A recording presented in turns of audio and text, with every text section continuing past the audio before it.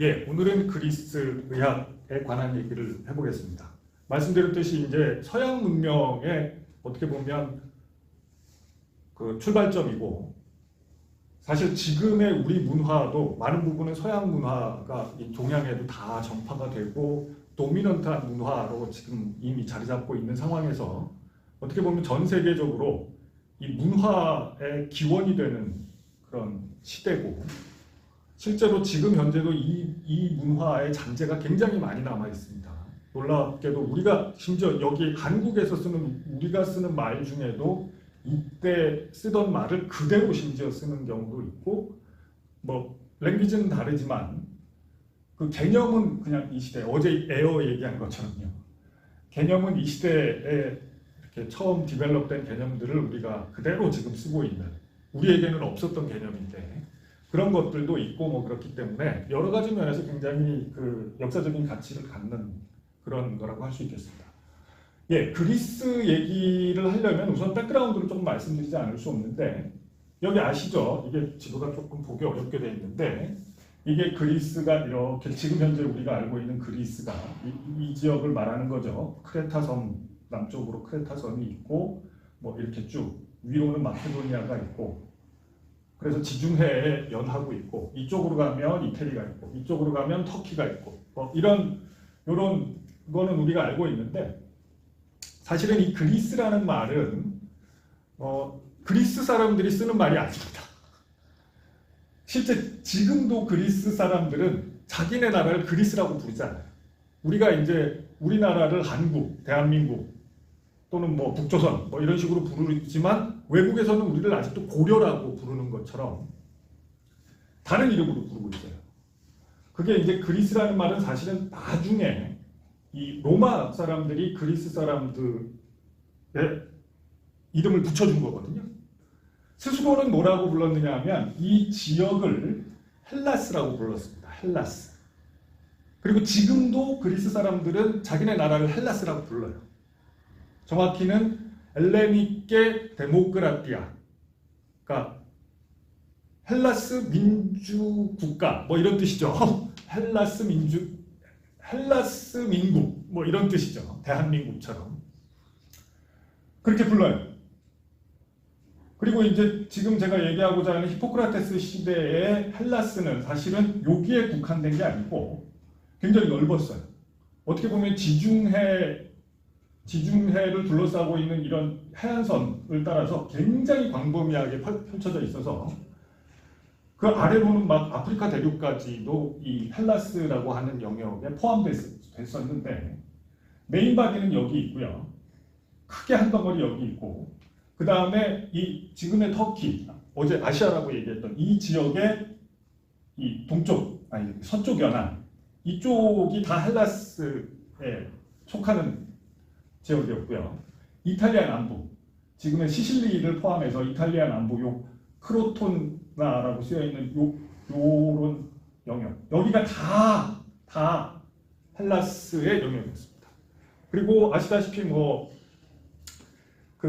여기 이름 붙은 이 스파르타 있죠. 여기 스파르타 있고, 여기 아테네 있고, 그 다음에 여기 밀레토스 등등등, 이런 것들이 다 하나하나가 폴리스죠. 우리가 폴리스라고 부르는, 지금 폴리틱스의 어원이 되는 도시국가죠. 도시국가. 국가의 형태가 규모가 지금의 국가들에 비해서 굉장히 작아서, 예를 들면 지금의 바티칸 시국이나 싱가포르 정도 될까? 아주 작은 규모의 나라들이 이렇게 산재해 있는 이런 형태였습니다.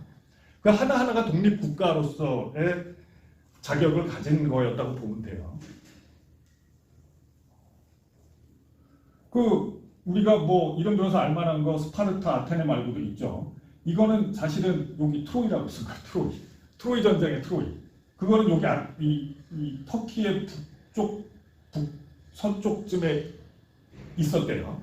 이거는 사실은 이따가 트로이 전쟁 후에 없어진 나라죠. 트로이 전쟁에서 져서 그놈의 트로이의 목마 때문에. 이게 전설 속에 나오는 도시라고 알려져 있었는데, 실은 지금 유물이 막 발견되고 누군가가 찾았어요. 이제 1800년대에 그 사람 이름 뭐죠? 뭐 하여튼 유명한 그 고고학자가 이걸 유적을 찾아냈어요. 진짜로 트로이가 여기에 있었다는 걸 밝혀냈어요. 그래서 뭐 트로이 전쟁 얘기, 트로이 목마 같은 거, 뭐 오디세우스의 모험 뭐 이런 거는 어디까지가 진실이고 어디까지가 그냥 전설인지는 모르겠지만 어쨌든 뭐 이 기본적으로 트로이 전쟁과 관련된 히스토리는 아마도 뭐 팩트였던 것 같습니다. 예, 이 그리스가 이렇게 지역적으로 돼 있는데 이게 산이 많대요. 저는 그리스에는 가보지는 못했는데 산이 많아서 아주 일찍부터 산은 많고 바로 조금만 나가면 지중해, 그 수많은 섬들로 이루어진 나라잖아요. 그래서 일찍부터 해상을 타고, 그러니까 배를 타고 주변으로 식민 활동을 많이 나갔답니다. 그러니까 식민 활동이라는 게 뭐냐면 그냥 배 타고 가서 거기 사는 거예요. 그냥 콜로니를 만드는 거예요. 거기다가. 이게 우리가 일본 사람들이 우리나라를 식민지화한 거는 사실은 그런 종류의 식민지하고는 좀 종류가 다른 겁니다. 이 식민지는 그러니까 뭐 나중에 역사를 보면 유럽 사람들이 아메리카 대륙에 가서 그냥 땅 차지하고 산 거, 이런 거 같은 건데 이때는 아직 사실상 뭐 원주민과 이주민 뭐 이런 구분이 별로 없던 시대라 어디 배 타고 가서 빈 땅 있으면 우리 여기 뭐 괜찮은데 여기서 살자 이러고 살기 시작하면서 뭐 도시가 하나 생기고 폴리스가, 도시국가가 뭐 이렇게 된 거죠. 그래서 그 결과로 아까 얘기했던 것처럼 지중해 연안에 수많은 도시국가들이 이 헬라스, 그러니까 같은 언어를 쓰는 이 민족들에 의해서 굉장히 많은 도시국가들이 발생하게 됐던 거죠. 그래서 사실은 지난번에 얘기했던 바빌로니아 시대, 그 다음에 이집트 문명 시대 뭐 이럴 때는 사실은 이 지역은 그렇게 문화적으로는 발달한 지역은 아니었던 것 같아요. 근데 이런 해상 무역이나 식민 활동 이런 걸 통해서 주변 국가들의 문화를 다 흡수하고 이집트, 바빌로니아 뭐 등등의 뭐 대표적으로 페니키아, 포이니키아라고 걔네들 부르는 이름으로는 포이니키아인데 우리가 쓰는 이런 용어들이 사실은 다 원래 헬라스에서 쓰던 말을 옮겨서 최종적으로 영어화 시킨 걸 쓰고 있는 거거든요. 그래서 그들이 부르던 이름으로는 포이니키아, 영어로는 페니시아, 페니시아, 그런 데서 이제 알파벳 받아들여서 지금까지도 쓰이고 있는 헬라스어, 헬레니케, 그거가 이제 디벨롭 됐고 이게 문명이 생각보다 엄청 발전했어요. 그래서 이 고전 시대에 보면 화폐 사용 정도는 당연한 거고 제가 문헌들을 보면서 보니까 은행이 있었어요. 은행. 사람들이 돈 맡기고 찾고 하는 은행이 있었고 보험 제도가 있었어요. 그래서 예를 들면 무역을 하는데 배가 바닷속에 빠지면 보험금을 받는 이런 보험 제도가 있었고 공탁 제도 같은 것도 있어요. 그래서 경제적으로도 그렇고 우리가 잘 알다시피 진짜 우리가 지금 현재 그 자주 얘기하는 데모크라시가 그 데모크라티아, 지금도 이 나라에서 쓰고 있는 그 말, 민주정치라고 하는 것이 사실은 이때 그대로 있었죠. 이때 그대로 있어서 뭐 예를 들어서 배심원들이 모여서 판결을 하는 배심원 제도의 사법제도 뭐 이런 거 있었고 선거제도 뭐 이런 거 다 있었고 그래서 이게 얼핏 보면 되게 옛날 옛적 얘기인 것 같지만 실은 이때의 문화적 수준을 보면 여러 가지 면에서 지금에 비해서 별로 안 떨어져요. 그리고 학문적으로 보면 지금 우리가 보기에는 굉장히 아주 유치한 수준의 학문이라고 보일 수 있는 것들이 많지만 사실은 그 학문의 발전 속도로 보면 그 이전 원시 시대, 신석기 혁명 막 이런 시대 이후에 특히 뭐 주변의 다른 문명들의 수준하고 비교해 보면 뭐 예를 들면 지구가 둥글다는 걸 알아내고 뭐 그런 거 있잖아요. 과학적인 발견도 그렇고 피타고라스의 정리 우리 이제 공부하는 그거 굉장히 어렵잖아요. 삼각형의 비례를 이용해서 윗변의 제곱과 뭐 이 아랫변 옆변의 제곱이 합치면 같다 뭐 이런 거 이게 이 시대보다 훨씬 이전에 피타고라스가 실제로 계산해낸 거예요. 예, 그렇습니다. 그 잠깐 얘기했듯이 이게 보정을 보려면 랭귀지를 전혀 모르고는 어려운지라 간단하게만 말씀드릴게요. 예, 이거 상식적으로도 좀 아는 게 좋아요. 우리가 지금도 아직도 이 그 헬라스어, 그러니까 그리크라 그래서 이것들 쓰잖아요. 알파, 베타 뭐 이런 거. 이게 원래 이제 그리스 문헌에 나오는 거, 지금 그때 만들어진 문헌에 그대로 이런 형태의 알파벳이 나와요. 그리고 이게 모든 알파벳, 그러니까 페니키아로부터 처음 왔지만 하여튼 다른 모든 알파벳에 어떻게 보면 기원이 되는 것 중에 하나죠. 그래서 우리 알다시피 이렇게 이거는 24개로 되어 있습니다. 그 영어 알파벳하고는 많이 다른데 상당히 많은 부분 똑같죠. A, B, E 뭐 상당히 많이 똑같죠. 그렇습니다. 알파, 베타 이때 발음으로 영어로는 알파, 비타 이런 식으로 읽는데 이 사람들 발음으로 그대로 읽으면 이래요. 알파, 베타, 감마, 델타, 엡실론, 제타가 아니고요. 스테타예요 이게. 스테타, 에타, 테타, 이오타, 까빠, 람다, 뮤, 우 음라우트, 뉘, 크시 이게 지금의 X의 이퀴벌런트 한 거거든요. X, 크시예요. 그다음에 오미크론, B, 로, 시그마, 타우, 윕실론, P, 키, 카이스퀘어 할 때 그 키요. P, 키, 프시, 오메가. 한 번쯤은 들어보라고 해주는 겁니다. 이게 처음에는 이 대문자만 있었는데 후대에 나중에 문헌학자들에 의해서 조금 편리하고 읽기 쉽게 만들어진 게 소문자인데 소문자로는 이렇게 쓰죠. 이게 그리고 우리가 지금까지도 쓰고 있는 그런 단어들이 많은데 그것들은 사실은 이 알파벳이 그대로 전승된 게 아니고 나중에 로마 사람들에 의해서 로마의 알파벳으로 음역이 돼서 쓰였어요.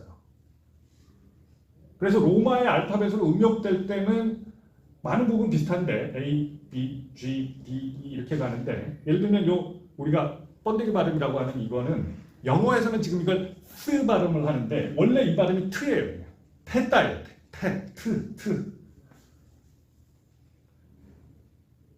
그러면 이게 트 발음, 영어의 T 발음과 똑같은 건데 그럼 그 알파벳상 요거 있잖아요. 따오. 이게 생긴 모양은 T하고 영어의 T하고 똑같죠. 이 발음은 트가 아니고 뜨예요. 따오예요. 따오. 영어로는 물론 따오 발음을 못하니까 타오라고 있는데 따오. 그래서 하여튼 이런 식으로 음역이 돼서 요거는 H가 아니고요. 장몽이에요. 그래서 이게 해따가 아니고 에따입니다. 이게 장몽이에요. 그냥. 이게 빨갛게 표시한 건 모음이에요. 이게 자음이 아니고 모음입니다. 이 헬레니케에서는 그래요. 뭐 이런 식입니다. 그래서 프 발음과 뿌 발음이 있죠. 근데 이게 라틴어에서도 이게 뿌 발음, 프 발음, 트 발음, 뜨 발음 뭐 이게 구별이 되는데 영어 쪽으로 넘어오면 이게 된 소리가 안 되잖아요. 그래서 이게 프, 뿌였던 게 프, F 발음하고 똑같은 프가 되고 이게 프가 된 겁니다. 변질된 거죠. 트하고 따하고 마찬가지고. 그렇습니다. 네. 까빠 어디 갔어? 까빠. 네, 요거 이게 끄 발음이거든요. 영어에서는 막 스 발음도 나고 끄 발음도 나고 이렇지만 크 발음도 나고 이렇지만 이게 원래 끄 발음이고 K에 해당하는 발음은 요거예요. 카이. 영어의 카이, 키. 크 발음. 이건 끄 발음. 라틴어에서는 진짜로 끄라고 읽고 크라고 읽어요. 영어로 넘어오면서도 변질되니까 우리가 지금 볼 때는 굉장히 낯설게 느껴지는 것들이 있죠. 요 정도 상식으로 알고 계시면 좋을 것 같아요. 뭐 예를 들면 이런 식으로 쓰여 있어요. 이게 아리스토텔레스의 윤리학 첫 줄입니다. 파사 테크네 까이 파사 메토도스 호모이오스테 프락시스테 까이 프로아이레시스 아가투티노스 에피에스타이 도끼. 이렇게 읽어요. 그래서 이게 이제 그 라틴어 쓰는 사람들이 음역을 하면 이런 식으로 우리가 익숙한 이 알파벳으로 이렇게 음역을 합니다. 이렇게 해놓으면 읽기 좀 쉽죠. 파사 테크네, 라틴어식 발음입니다. 파사 테크네 까이 파사 메토도스 호모이오스 데 프락시스 테 까이 프로아이레시스 아가투티노스 에피에스타이 도케. 이게 영어로 번역을 하면 이래요. 모든 테크닉 그리고 모든 메소드는 비슷하게 프랙티스와 초이스도 good something을 에임하는 것처럼 보인다. 이게 어순이 좀 다르죠. 원래 헬라스어의 어순은 되게 자유로워요. 그래서 여기서부터 이렇게 건너온 과정에서 보듯이 테크닉이라는 말 이거 그대로 쓰고 있는 거예요. 심지어 메소드 이거 그대로 쓰고 있는 겁니다. 메토도스였죠. 여기서 발음이 메토도스. 메소드 그대로 쓰고 있는 거죠. 이게 영어에서는 아예 다른 단어로 표현되지만 호모라는 말은 비슷하다는 의미라는 거예요. 그러니까 호모. 그래서 우리가 호모로고스니 뭐 호모그래프티니 뭐 이런 그 호모 들어가는 말을 지금도 많이 쓰고 있는데 그 어원이 다 똑같은 이거라는 거죠. 프락시스 약간 발음이 달라졌는데 지금도 이게 비슷하게 그대로 쓰이고 있죠. 예. 그래서 이거 뭐 하나하나 단어를 갖고 이 단어가 지금 예를 들어서 도깨 이게 파라독스 뭐 도그마 이런 단어가 다 이거하고 같은 어원이에요. 실제로 파라독스, 도그마 이 말은 이 시대에 그대로 쓰던 말이에요. 그대로. 그래서 그게 지금까지도 영어에까지 심지어 그 건너 영어에까지도 그 단체가 엄청 많이 남아있고 또 그 개념 또는 단어 자체를 우리 심지어 여기 아시아 한국의 이 끄트머리에 살고 있는 우리도 굉장히 많이 공유하고 있다. 그런 흥미로운 사실이 있습니다. 이 시대에 그래서 이 시대의 이 고전 시대라는 거는 우리가 이제 소크라테스, 플라톤, 아리스토텔레스로 대별되는 그런 대단한 사람들이 있었고 대단한 그 저술들이 남겨졌고 대표적으로 이제 플라톤의 대화편이라든지 뭐 아리스토텔레스의 전집 어마어마해요. 책의 양이. 그런 것처럼 의학에 있어서도 소위 히포크라테스 전집이라고 해서 굉장히 방대한 의학적 저술들이 남아있고 뭐 여러분들 다 잘 아시다시피 지금도 전 세계에서 거의 모든 의사들이 그 시대에 쓰여졌다고 생각되는 히포크라테스 선서를 다 하죠. 그 히포크라테스는 실제 하는 인물이고요. 이 당시에 크게 보면 사실은 우리가 아테네 그 당시 이름으로는 아테나입니다. 아테네가 문화의 중심지였다고 알고 있지만 사실은 그 아테나의 문화, 철학 이런 거는 조금 그 다른 지역하고는 조금 다른 특성이 있었습니다. 그래서 소크라테스, 플라톤으로 대별되는 이 철학은 이제 후대 철학자들이 주로 이제 관념론적 철학이라고 얘기하는 관념론, 예, 뭐 내지는 이론 철학 이런 거, 뭐 형이상학 뭐 이런 거 쪽에 관심을 많이 가졌고, 그 다음에 자연보다는 인간에게 많이 관심을 가졌던 그런 분위기였어요. 아테네는. 그에 비하면 그 다른 지역, 주로 이오니아라고 우리가 표현을 하는데, 그게 이제 아까 얘기했죠. 크게 봤을 때 여기 크게 세 덩어리의 헬라스의 부분들이 있는데, 여기가 이제 아테네가 있는 요 메인랜드고, 이쪽이랑 이쪽, 그 중에 일부가 이오니아라고 부르는 지역이에요. 그러니까 랭귀지도 좀 달라요. 방언을 썼어요. 여기는 아티카, 여기는 이오니아, 뭐 이런 식으로. 그래서 주로 여기를 중심지로 하고 일부는 이쪽에 또 이오니아 사람들이 이쪽에 이렇게 막 여기저기 흩어져 살았으니까 있었어요. 그래서 여기 크로토나라고 하는 지역과 여기 요 코스섬, 크니도스 반도 요런 데가 이제 이오니아 학문의 중심지였대요. 그 당시에. 그래서 이쪽 학풍은 좀 다른 게 뭐냐면 좀 더 자연에 관심을 갖고 좀 더 지금의 자연과학에 가까운, 그 당시에 그래서 이쪽 사람들은 이쪽 사람들의 학문을 그 자연학이라고 불렀어요.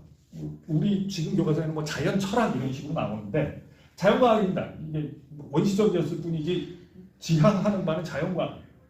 여기는 좀 인문과학적인 전통이 강하고 이쪽은 자연과학적인 전통이 강했다 이렇게 보면 되죠. 그래서 의학도 사실은 이쪽이 아니고 이쪽에서 발달했습니다. 그래서 크게 보면 크니도스 반도, 그다음에 코스 섬, 그다음에 저쪽 이탈리아 쪽에 있는 크로톤 이쪽에서 의학과 관련된 이론들이 발전을 했고요. 출발은 사실은 그 자연과학적인 전통에서 출발한 겁니다. 그리고 그거가 집대성된 게 히포크라테스에 이르러서다 이렇게 볼 수 있겠죠. 그래서 히포크라테스는 요 아까 얘기했던 코스 섬 여기 출생이라고 해요. 물론 나중에는 뭐 굉장히 많은 지역을 돌아다녔는데 이 당시에 처음에 이제 다른 고대 문명에서 마찬가지로 초기에 종교적인 의학이 있어서 뭐 신전에, 그러니까 환자가 오면 신전에서 환자를 받아가지고 신전의 무당에 해당하는 그런 사람들이 있죠. 그런 사람들이 환자를 받아서 이제 재웠대요. 그때는 자게 하고 뭐 꿈에 뭐가 보이냐고 물어보고 그랬대요. 그래서 사실은 우리가 지금 쓰는 의학과 관련된 용어 중에 클리닉이라는 말 있잖아요. 클리니칼. 이게 여러분 아시다시피 침대라는 뜻이잖아요. 그게 여기서 출발한 겁니다. 그 어원이. 환자가 오면 일단 침대에 눕혀서 재워서 클리닉이라는 게 병원을 대변하는, 지금으로 보면 그런 말이 된 거예요. 웃기죠. 그리고 우리가 우리 아주 익숙하게 알듯이 그 당시의 종교는 우리가 지금은 그리스 신화라고 부르는 거, 그 뭐 제우스, 그러니까 사실은 제우스라고 발음하면 안 되고 스테우스거든요. 스테우스, 뭐 아폴론, 뭐 그런 신들, 아테나 이런 신들이 나오는 올림포스 산에 산다고 하는 그런 신들이 나오는 신화가 실은 이 시기에는 그게 신화가 아니고 종교예요. 그 신들이 존재한다고 믿었고 그 신들에게 기도를 하고 그랬어요. 아리스토텔레스도 하고 소크라테스도 했어요. 물론 이제 소크라테스는 나중에 본인은 나름 독실한 신자라고 했는데 신성을 모독했다 그래서 사형을 당한 건 아니죠. 유죄 판결을 받고 벌금 내라 그랬는데 죽었죠. 돈 없으니까 난 그냥 사형으로 해줘 뭐 이래갖고 죽은 거예요. 소크라테스. 독실한 신자였는데 소크라테스도 사실은. 근데 아이러니컬하게도 신성 모독 뭐 그 다른 제목들도 있지만 제 1번 제목이 신성을 모독했다 그래서 그것 때문에 죽었죠. 알고 보면 참 남의 이 얘기를 재미있다고 표현하기 좀 그렇지만 재미있는 일화들이 참 많아요. 그래서 이런 이제 초기의 종교적 의학에서 출발했는데, 그리고 이제 이런 처음에는 의술과 관련된 신이 아폴론이었어요. 아폴론이 이제 의술을 관장하는 신이었어요. 네. 그래서 아폴론의 신전에 가서 뭐 병이 낫게 해주세요 하고 기도하고 막 그랬던 거죠. 그러다가 이제 아스클레피오스라고 하는 다른 신이 의술을 담당하는 신으로 대체됩니다. 아폴로는 너무 거대하신 분이어서 관장하는 일이 많아가지고 의학 전문 신, 의료 전문 신이 이제 등장하는 거죠. 그게 아스클레피오스입니다. 그래서 뭐 그런 종교적인 색채를 갖고 있다가 아까 얘기했던 그 자연 철학, 우리가 자연 철학이라고 부르는, 엄밀히 말하면 자연 과학의 영향을 받은 진짜 이제 과학적인 의학이 이제 색채를 나타나기 시작하는데, 그게 어제도 얘기했듯이 그 나중에 나오는 그 히포크라테스 의학에서 제일 중요한 게 사체 이론인데, 이게 그 이오니아의 여러 자연학자들 중에 엠페도클레스라고 하는 이 사람이 주창하기 시작한, 적어도 문헌상으로는 사원소, 물불 흡공기 어제 얘기한 거 있죠. 그리고 그거에 따른 사체, 이거가 이제 어떻게 보면 자연과학적으로 사람의 생리를 파악하는 데 있어서 가장 중요한 이론이었고, 이 이론과 경험적인 의료 기술들이 복합돼서 이 히포크라테스 시대의 의학이 만들어지게 됩니다. 피타고라스는 사실은 애매해요.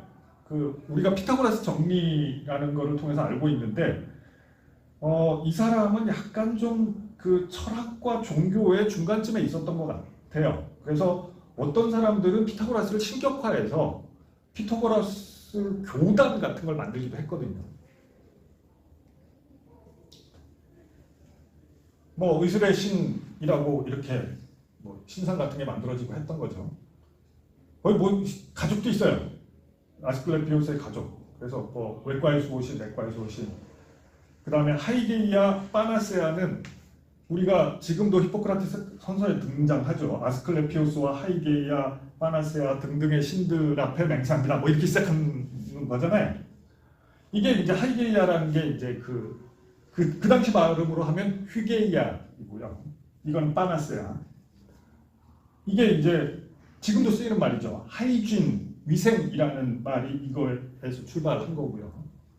파나세아라는 거는 만병통치약이라는 뜻입니다. 지금도 쓰는 말이에요. 파나세아. 그렇다면 이렇게 생겼을 거라고 뭐 하여튼 옛날 사람이니까 이 사람이 히포크라테스가 맞는지 아닌지 모르죠. 근데 이제 추정하기에 플라톤의 기술에 의하면 되게 못생기셨다고 돼 있대요. 그래서 이 지역적으로 봤을 때 이게 그 히포크라테스의 동상일 가능성이 높다고 추정되는 게 이거입니다. 그래서 이 히포크라테스라는 사람이 뭐 사실은 이 시대 의학의 다라고 할 수 있겠는데 이게 기록으로는 이 사람의 역사적 기록으로는 플라톤이 쓴 여러 책에 야 저쪽 코스섬에 히포크라테스라는 엄청 유능한 의사가 있었대. 대단한 사람이었대. 이런 식으로 기술이 나와요. 플라톤은 물론 뭐 실제로 히포크라테스를 본 적은 없죠. 완전히 먼 곳에 살고 있고 플라톤은 뭐 여행하는 사람이 아니었기 때문에. 그리고 시대적으로도 플라톤보다 한참 앞에 살았던 사람이고. 그래서 이제 이렇게 플라톤의 기록에도 나오고 아리스토텔레스의 기록에도 나오기 때문에 이 사람은 아마도 그 당시에 헬라스 전역에 굉장히 유명한 사람이었던 걸로 생각돼요. 그래서 기원전 460년경에 아마 코스섬에서 출생한 걸로 기록에 의하면 나오고요. 뭐 가문으로 나중에 나온 전기에 보면 아스클레피오스 가문이다. 아스클레피오스는 실제로 사람으로 실존했던 사람인지 아닌지 정확치 않아요. 근데 뭐 아스클레피오스의 후예다 이런 식으로 얘기하는 거죠. 유명한 의사에 대해서. 그래서 뭐 이런 누구와 누구의 자손이다 뭐 이런 식으로 기술이 돼 있고 처음에 집에서 공부를 시작해서 여러 지역을 돌아다니면서 의료를 펼쳤고 그 다음에 공부를 했다. 특히 이제 뭐 여러 지역의 그 지역의 풍토병 같은 것도 연구를 하고 막 그랬다. 뭐 그런 일화가 있어요. 기록에 남아 있는. 그래서 사망 후에 영적 의사로 숭상받게 됩니다. 나중에 먼 곳에 가서 죽어요. 뭐 언제 죽었는지도 정확히 잘 몰라요. 이게 연도 기록 같은 건 있는데 그 당시 연도 기록은 뭐 몇 번째 올림픽 경기가 굉장히 오래전부터 있었잖아요. 그래서 4년 주기로 한 번씩 하는 게 옛날부터 있었는데 그래서 몇 번째 올림피아 때 뭐 뭘 했다 이런 식으로 막 나와 있고 몇 년도 이런 기록은 없으니까 잘 모르는 데다가 이 당시의 역사 기록을 보면 뭐 이 사람이 몇 년도에 태어났다, 몇 년도에 죽었다 이런 거를 사람들이 별로 중요시하지 않아요. 이 당시에 어떤 사람에 대해서 전기를 기록할 때는 태어나냐 죽으냐 이런 거보다 이 사람의 전성기를 기록해요. 언제 몇 번째 올림피아 때 누구누구가 아크메에 있었다. 아크메라는 게 전성기라는 뜻입니다. 아크메에 있었다. 아크메 지금도 쓰는 단어죠. 아크메죠 그거는. 여드름. 아닙니다. 아크메라는 단어가 있어요. 영어에는 모르겠네요. 정확히 어떻게 있는지. 어떤 한 사람의 전성기, 보통 40세 전후를 얘기한대요. 그래서 그 사람의 아크메가 언제였다. 뭐 이런 식으로만 기술이 된다고 합니다. 그래서 이런 사람이 코스섬에서 의학을 펼쳤는데 이 사람의 이론의 핵심, 이게 이제 또 그 뒤에 아주 수백 년 동안 영향을 미치게 되는 서양 의학 이론인데 그게 출발은 처음 이 사원 소설에서 아까도 얘기했다시피 합니다. 그리고 사원 소설에 대한 최초의 기록은 엠페도클레스에서 나오고 어제 내가 얘기한 공기를 이 사람들이 알아냈어. 그래서 공기에 대한 구체적인 과학적 기술이 나오는 것도 이 사람입니다. 이 사람이 어떤 실험을 통해서 공기의 존재를 입증했다 이렇게 나와요. 그게 뭐냐면 그 클렙시드라라고 지금 우리가 물시계라고 부르는 건데 그게 클렙시드라가 물시계뿐만 아니라 주방용품 중에 그 우리가 뭐라고 하더라? 피펫이라고 부르는 예를 들면 이렇게 긴 대롱처럼 생겼고 중간에 볼륨이 좀 있으면서 끝에 이렇게 막고 이렇게 어디다 이제 뭐 예를 들어서 술 항아리에다가 이걸 탁 담근 다음에 이걸 빼면 이렇게 술이 들어오면 그 빨대를 위에서 딱 막잖아요. 그러면 이걸 이렇게 드러냈을 때 이 술이 여기 담겨 있죠. 그래서 술잔에다 이렇게 옮겨 담고 이렇게 하는 도구가 있었대요. 정확히 어떻게 생겼는지는 기록이 안 나와요.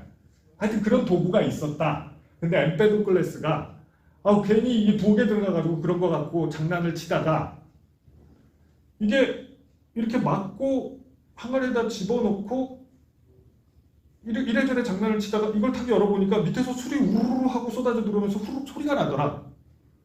그러면 술이 이 안에 들어오기 전에 요 안에 이 빈 대롱 안에 뭐가 있었다는 뜻 아니냐. 그랬을 때 이렇게 열었을 때 이렇게 술이 밑에서 밀면서 이걸 위로 푸르륵 하고 밀어낸 거 아니냐. 그게 에어다. 그렇게 해서 에어의 존재를 실험적으로 밝혔다고 돼 있어요.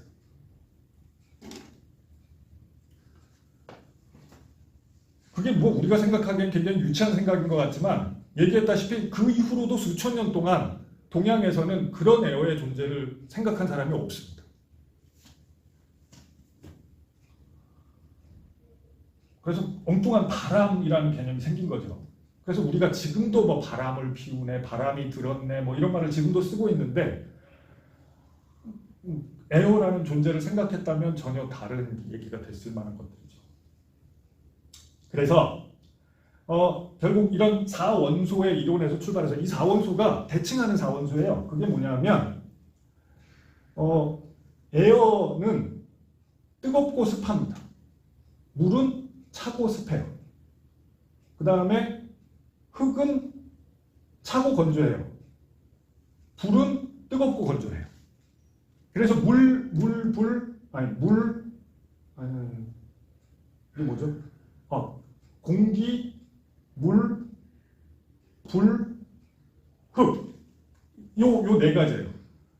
차고, 뜨겁고, 건조하고, 습하고. 그래서 그렇게 네 개로 나눈 거예요. 2x2로 나눈 겁니다. 그래서 물, 불, 흙, 공기가 이런 성질을 갖고 있다고 했고, 엠페도클레스가. 이 얘기는 뭐 엠페도클레스 얘기, 4원소 얘기는 아리스토텔레스 책에도 엄청 나오고요. 뭐 하여튼 그 당시에 자연과학의 가장 핵심적인 도구마였던 것 같아요. 그래서 이제 이런 히포크라테스 같은 의사이자 의학자인 사람들이 몸의 이런 생리적인 현상들을 이거에 대응시킨 거예요. 마치 이제 중국에서 오행이라는 이론을 만들고 뭐 간은 목이요, 비는 화요, 아니야 그 짐은 화요, 비는 토요, 폐는 금이요, 신은 수요 이렇게 오장을 거기다 대응시킨 거와 똑같은 이론이에요. 근데 여기서는 액을 네 가지를 상정을 하고 그거를 이 4원소에 대응시킨 다음에 이 네 가지 체액이 그러니까 자연계에서는 이 네 가지 원소들이 밸런스를 잘 맞추는 게 중요한 것처럼 우리 몸 안에서는 이 네 가지 체액이 밸런스를 맞추는 게 중요하다. 그래서 이게 밸런스가 깨지면 병이 되는 거고 그 밸런스를 다시 되찾아주는 것이 치료다. 이런 도구마가 생긴 거예요. 이건 이제 하이마예요. 하이마. 우리가 헤마톨로지 할 때 하이마. 그 다음에 이게 가래라고 지금 번역하는데 이게 정확히 뭔지 몰라요. 어떨 때는 가래라고 번역하고 어떨 때는 점액이라고 번역하는데 어쨌든 원래 이 당시의 말로는 이 당시 용어로는 플레그마라는 말이에요. 플레그마. 보통 점액이라고 표현합니다. 체액인데 피처럼 빨갛지 않으면서 색깔이 없으면서 좀 끈적거리는 거. 그런 거를 말해요. 그다음에 바일을 두 가지를 얘기해요. 그냥 바일은 이게 콜레라고 불렀습니다. 콜레. 지금도 우리가 콜레라는 말을 그대로 쓰고 있죠. 바일 덕트를 콜레독칼 뭐 이렇게 부르잖아요.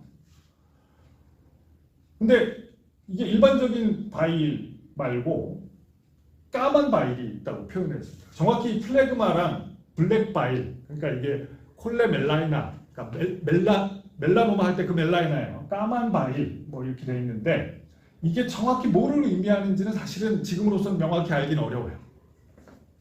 근데 어쨌든 그런 네 가지 체액의 밸런스를 생리의 가장 중요한 요소로 생각했고, 그 중에 예를 들어서 뭐 병은 아닐지라도 체액의 임밸런스가, 예를 들어서 블러드, 하이마가 다른 거에 비해서 좀 밸런스가 안 맞게 너무 많으면 다혈질, 뭐 플래그마가 너무 많으면 플래그마티코스, 뭐 점액질, 그 다음에 담즙이 많으면 뭐 콜레리, 담즙질, 우울질, 그러니까 멜랑콜리라는 말이 여기서 나온 거죠.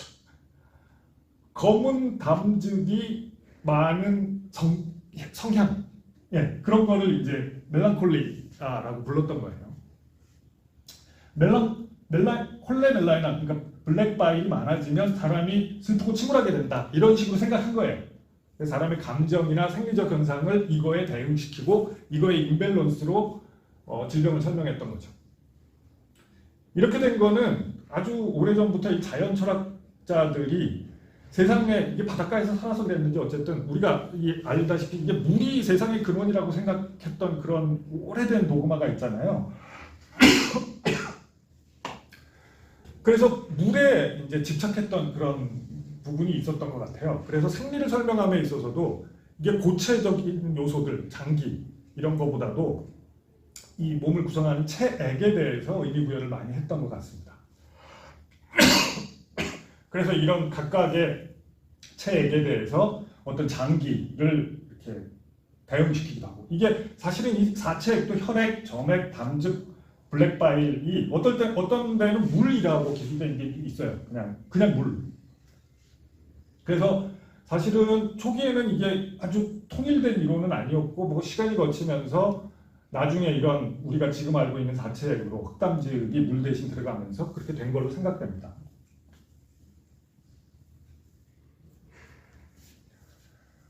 그래서 이런 이론을 기본으로 해서 히포크라테스의 전집이 굉장히 많은 책들이 남아 있습니다. 이게 얘기했듯이 이제 그 이오니아 지역의 방언으로 돼 있고요. 저는 이거는 못 읽겠더라고요. 제가 본 거는 아리스토텔레스 책들밖에 없어가지고 많이 다르더라고요. 그래서 이오니아하고 아티카하고 말이 많이 다르더라고요. 그래서 이것도 그 동양의 황제내경 비슷한 시기에 쓰여졌던 것 같고요. 그러니까 이것도 역시 히포크라테스를, 그러니까 동양에서 황제 이름 붙였듯이 히포크라테스 전집 뭐 이렇게 붙였는데 사실은 히포크라테스가 다 쓴 건 아닌 것 같고요. 뭐 아리스토텔레스 전집도 아리스토텔레스가 다 쓴 건 아니거든요. 그래서 그거는 히포크라테스 본인이 직접 저술한 게 일부 있을 거고, 아마 그 학파 인물들이 뭐 이래저래 거기다 보태고, 심지어는 뭐 후대 그 학파의 학자들이 또 보태고 그랬을 거라고 생각이 돼요. 그래서 굉장히 다양한 종류의 저작들이 전집이라는 형태로 묶여 있습니다. 그래서 이런 책들은 뭐 다른 것들도 마찬가지고 전집이라고 해서 굉장히 방대한 분량인데, 이게 실제로 한 사람에 의해서 쓰여진 것도 아니거니와, 또 이게 서로 한 사람에 쓰여진 거라 그래도 이때 책들은 제목이 따로 붙어 있지도 않고, 이때 뭐 구두점도 없고 소문자도 없고 이러던 시절이거든요. 그리고 막 조각조각 책들이 남겨져 있고 막 이렇다 보니까 후대의 편집자들이 편집하면서 내용이 많이 변질이 됐다고 해요. 그래서 뭐 이렇게 각각의 버전마다 굉장히 내용이 다르기도 하고 막 그래요. 이때는 인쇄술이 아직 중국에서 넘어오지 않았던 시대라. 근데 어쨌든 그 내용은 굉장히 방대합니다. 물론 이제 결국에 가서는 이런 것들이 나중에 로마 시대에 라틴어로 다 번역이 돼서 라틴어 형태로 남아있는 것들이 많습니다. 근데 일부는 그냥 헬라스어 형태 그대로 남아있기도 하고요. 그래서 뭐 굉장히 방대합니다. 그래서 아나토미에 대한 내용도 있고 뼈에 대한 내용, 뭐 살, 이거 근육입니다. 근육. 사르크스, 우리가 사코페니아 할 때 그거. 그다음에 뭐 글랜드에 관한 거, 호흡, 심장, 뭐 이런 생리학적인 이론. 그다음에 질병에 대해서 특히 유행병이 많던 시절이니까 유행병에 대한 이론, 이런 식으로 뭐 굉장히 다양한 저술들이 있고요. 특히 이제 그 우리가 조금 이해하기 어려운 부분들이 이 크리시스 관련된 그런 기술들이 굉장히 많다고 하는데 이 크리시스에 대해서는 좀 부연 설명을 해둘 필요가 있을 것 같아요. 이게 굉장히 그 히포크라테스 의학에서 굉장히 중요한 개념이거든요. 이 단어는 지금도 영어에도 그대로 남아있죠. 크라이시스. 네. 뭐 예를 들면 미들라이프 크라이시스 이런 말 쓰잖아요. 중년의 위기. 그래서 우리가 보통 위기 이런 식으로 번역하는데 지금 영어에서는 실은 이 말의 뜻을 이해하는 거는 영어 단어를 그대로 이해하면 안 되고 이게 단어는 그대로 남아있는데 그 뜻은 많이 변질된 거거든요. 이게 원래 크리시스라는 건 뭐냐 하면 예를 들면 재판 결과를 재판장이 유죄다 또는 무죄다라고 결정하는 거, 이게 크리시스예요. 판결. 크리시스. 그래서 판결 또는 어떤 결정, 이런 의미를 갖고 있어요. 이거냐 저거냐가 드러나는 것, 이런 겁니다. 크리시스라는 게. 이거냐 저거냐가 드러난다. 이쪽인지 저쪽인지가 드러난다. 그러니까 어떻게 보면 위기라는 말하고는 좀 이 자체의 의미는 좀 달라요. 근데 이게 어떻게 해서 의학적인 용어로 이런 의미까지 갖게 됐느냐 하면 이런 생각입니다. 질병이라는 게 어떤 원인에 의해서 생겨나면 그게 질병의 히스토리가 있잖아요. 내추럴 히스토리가 있잖아요. 그래서 예를 들면 잠복기를 거쳐서 잠복기가 지나고 나면 어떤 증상이 맨 처음 생기고 뭐 열이 먼저 나고 그 다음에 기침이 나고 뭐 가래가 나고, 예를 들어서 그런 어떤 내추럴 히스토리가 쭉 있다 그러면 어떤 질병이 이제 더 심하게 폐렴으로 갈지 아니면 이제 힐링이 돼서 일상생활로 돌아갈지 그 결정되는 시기가 중간에 있다는 거예요. 프로그레션 과정에서. 그래서 처음에 비슷하게 프로그레션이 돼서 가다가 어느 한쪽은 죽고 그 병으로, 어느 한 병은 이제 힐링이 돼서 이제 건강한 상태로 돌아오고, 이런 둘 중에 하나의 과정이 있다. 둘 중에 하나다. 이렇게 생각한 거예요. 근데 이게 이쪽으로 갈지 이쪽으로 갈 결정되는 기간이 있다. 그게 크리티컬한 피어리어드다. 이렇게 표현한 거예요. 결판의 순간, 결판의 날들. 예, 결판의 날들. 이렇게 표현한 거예요. 그래서 이 시기를 잘 넘기면 이제 리미션이 되는 거죠. 이제 치유가 되는 거죠. 그래서 어떤 의미로는 이게 위기로운 시기고 위태로운, 이것 때문에 이 시기가 지나고 나서 죽을 수 있는 그런 시기고, 어떻게 보면 이제 이 시기가 지나고 나면 이제 힐링이 되고 완화가 될 수 있는 그런 쪽으로 갈 수도 있고, 그 둘 중에 어느 하나가 결정되는 그런 시기라서 이렇게 여러 가지 말로 번역이 되는 거예요. 근데 원래 의미는 그런 겁니다. 이쪽일지 결정되는 것, 이런 뜻이에요. 그래서 그냥 번역된 말로 놓고 보면 무슨 말인지 알 수가 없어요. 어디는 관해라고 번역되고 어디는 뭐 위기라고 번역되고 막 그래요. 어디 보면 위기의 날들이라고 돼 있는데 이게 다른 책이 아닌 거예요.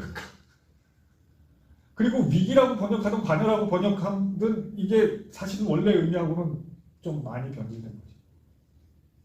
예, 그런 게 있습니다. 그 다음에 뭐 여러 지역을 돌아다니면서 의료를 하다 보니까 뭐 각 지역의 사람의 차이라든지, 그러니까 차격과 성질의 차이라든지 그 지역적인 차이라든지 이런 거에 대한 기술도 나와 있다고 해요. 많이. 이때 의사들의 역할 중에서, 그러니까 아까 얘기했듯이 병의 내추럴 히스토리와 관련해서 그 생각이 일단 가장 중요한 거였어요. 그 크리티컬 데이즈, 크리티컬한 피어리어드, 크리시스가 일어나는 그 과정이 지나고 나면 이 사람이 죽을지 아니면 회복될지가 결정됩니다. 물론 이 질병의 진행 과정에서 의사가 어떤 치료를 하느냐에 따라서 죽을 사람이 살 수도 있겠죠. 그러니까 크게 보면 세 가지가 있는 겁니다. 의사가 어떻게 해도 죽을 사람, 크리시스가 지나고 나면. 그냥 놔두면 죽을 건데 의사가 이 치료를 하면 살 사람. 사실은 치료 안 하고 가만히 놔둬도 죽지는 않고 살 사람. 크게 보면 환자를 이렇게 셋으로 나눌 수 있는 거죠. 그래서 이 사람들은 일단 의사의 어떤 그 역할 또는 그 직무 중에 중요하게 생각했던 것 중에 하나는 그 중에 어느 건지를 보고 알아내는 거였다고 해요. 그러니까 예후. 그거를 그 시기가 지나기 전에 지금 보고 나서 미리 그노스틱 하는 거예요. 그노시스. 알아내는 거예요. 그걸 예후라고 하는 거죠. 이 프로그노시스가 의사의 아주 중요한 임무였고 일부 저술에 의하면 의사들 중에 죽을 사람은 이게 프로그노시스를 해보니까 이 사람은 치료를 한다 그래도 소생할 가능성이 없어. 그러면 치료하는 것 자체가 의미도 없거니와 괜히 그런 치료를 한답시고 비용 받고 막 이러면 안 된다. 그래서 이게 도덕적으로 그런 거를 하면 안 된다고 막 주장하기도 했어요. 그래서 이 예후를 굉장히 중요시했습니다. 그리고 실제로 이제 그 부류, 가만히 놔두면 죽을 수 있는데 치료를 하면 살 그런 환자의 부류에게 그럼 어떤 치료법을 하느냐? 강조했던 거가 이제 처음에는 재웠다 그랬잖아요. 이제 실제로 이제 좀 과학적인 치료법, 경험적인 치료법들은 이런 걸 사용했던 거죠. 실제로 그래서 식이요법, 뭐를 먹인다든지, 그 다음에 약을 쓰기도 했고요. 실제로 파마콜로지. 그 파마콜로지의 파마권이죠. 그 당시 말로는 파마권이라는 것도 여기서 온 말입니다. 파마권. 그 다음에 목욕을 시킨다든지. 그런 일종의 물리치료라고 할 수 있죠. 그러니까 식이요법, 약물치료, 물리요법 이런 거를 다양하게 사용했던 걸로 보이고 외과적인 처치도 상당히 많이 발달했던 것 같아요. 수술 도구 같은 것들도 많이 발견되고. 예. 그래서 특히 이제 뼈 맞추는 거 이런 것도 이때부터 이제 구체적으로 경험적으로 발전하기 시작했고요. 탈골 같은 것도 마찬가지죠. 그리고 산부인과 영역에서도 여러 가지 저술들이 남아 있다고 하고요. 소아과도 마찬가지고. 그리고 이 전집에는 보면 그런 구체적인 의료 기술 또는 의학적 이론에 대한 얘기 말고 의사들에 대한 어떤 이런 격언 같은 것들도 굉장히 많이 들어있다고 해요. 이거 내가 전에 재작년인가요? 양리학 강의하다가 한번 얘기한 적 있죠? 비오스는 짧고 사람의 삶은 짧고 테크네는 길다. 테크네 여기서 얘기했죠. 이게 예술이 아니고 사실은 이아트리께 의술을 말하는 겁니다. 예술은 배우기 너무 이거 6년 공부해도 안 돼. 10년 공부해도 될지 말지 모르겠어. 이런 거예요. 카이로스는 금방 지나가고 엠페이로스 경험은 믿을 수 없으며 이게 그거예요. 이때 나오는 말이 이것도 판단으로 번역되는데 이게 크리시스예요. 크리시스는 어렵다. 그러니까 크리시스가 어렵다는 뜻은 이제 프로그노시스가 어렵다는 의미겠죠 아마도. 그래서 이런 다양한 내용들이 있고 그 다음에 의사의 어떤 일반적인 품행에 관련된 내용들도 있다고 하고요. 그리고 우리가 잘 알다시피 이제 의료 규범에 해당하는 그 히포크라테스 선서라고 하는 거에 나오는 그런 것들에 대한 내용들이 있고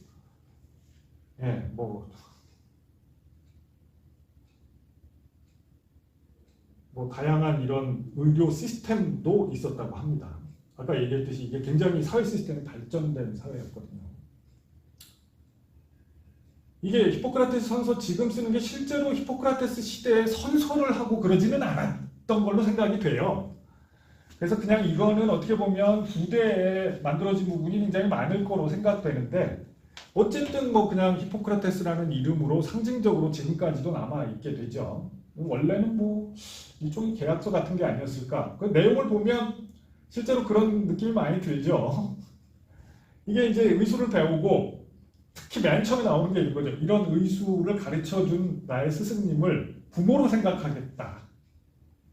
내가 이거에 대해서 정말 큰 보답을 해야겠다. 이게 그러니까 이제 제자들한테 이런 강요를 했던 것 같은 느낌이 나죠. 가르치는 사람이.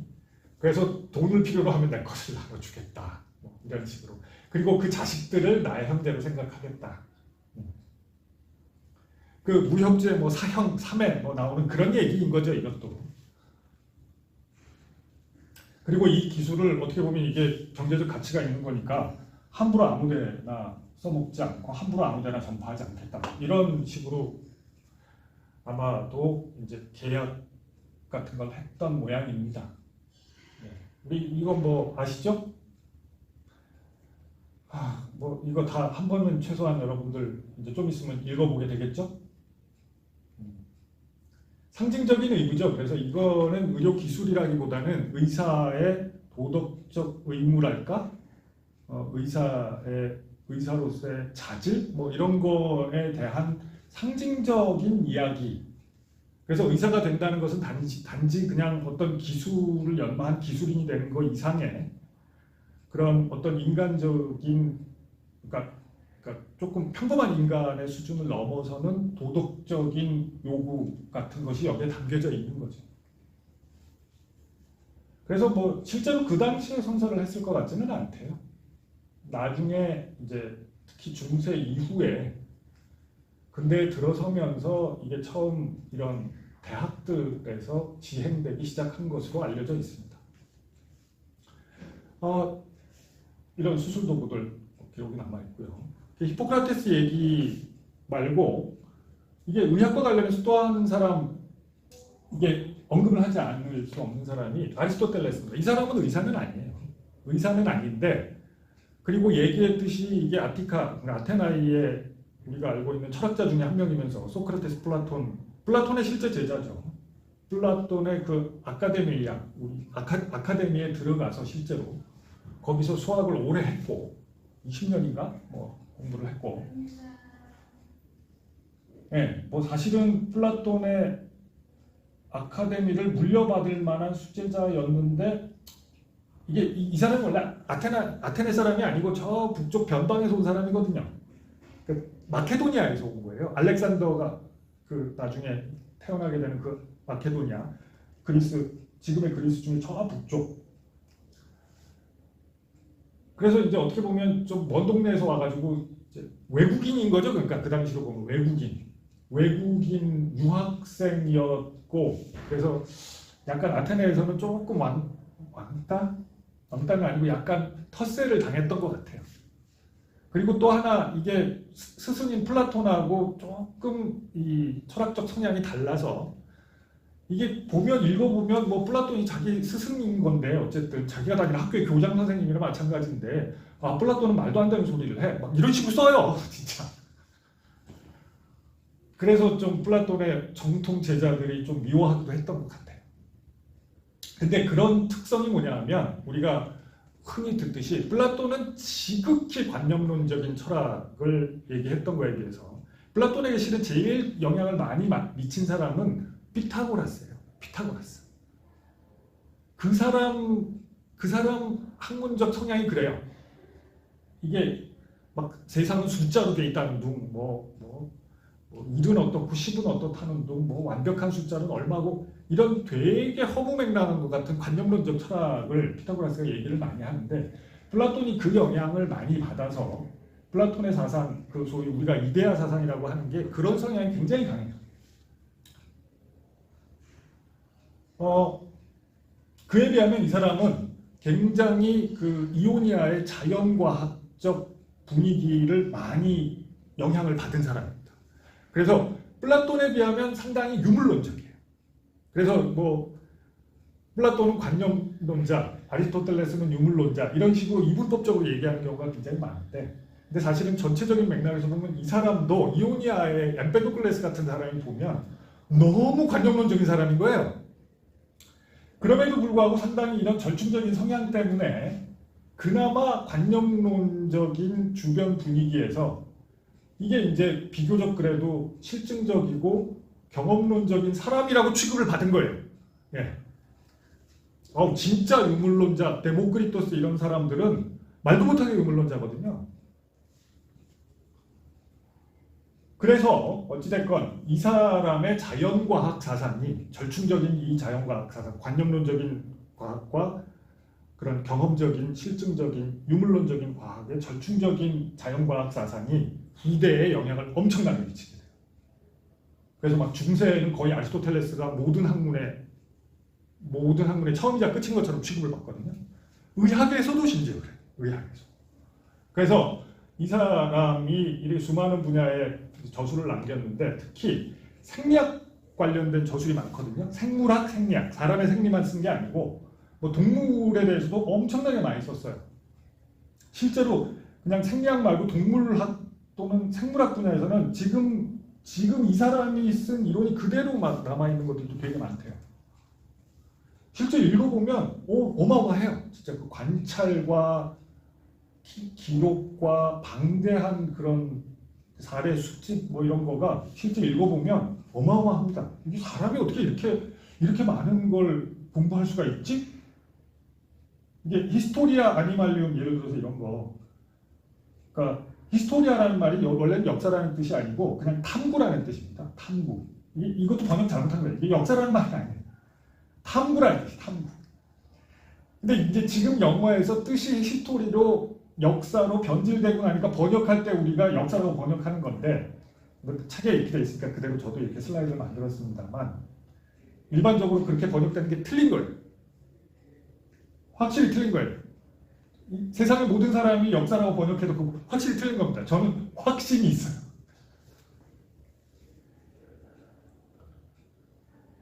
그래서 얘기했듯이 이 이론이 특히 자연과학의 이론이 사실은 되게 관념론적인 색채가 강함에도 불구하고 이후 후대의 자연과학 의학에 상당히 많은 영향을 미치다 보니까 어떻게 보면 후일의 경험과학을 방해하게 되고 나중에 그 르네상스 시대가 오면서 이제 실제로 이런 관념론적인 분위기가 좀 퇴조하고 경험과학, 그래서 우리가 지금 근대과학이라고 하는 이런 것이 발전하는 과정은 어떻게 보면 역사에서 아리스토텔레스의 영향을 지우고 데모크리토스의 원자론으로 돌아가는 과정 같은 느낌. 아리스토텔레스가 잘못한 게 아니고 후대 사람들이 자기의 주장을 이기기 위한 방법으로 선배 학자들을 막 이름을 갖다 도용한 결과라고 할 수 있겠죠. 그리고 특히 이제 중세 이후, 내일 얘기할 중세 이후 시대에는 그런 종교적인 성향이 다시 부활하면서 이런 문제가 더더욱 심각하게 발생합니다.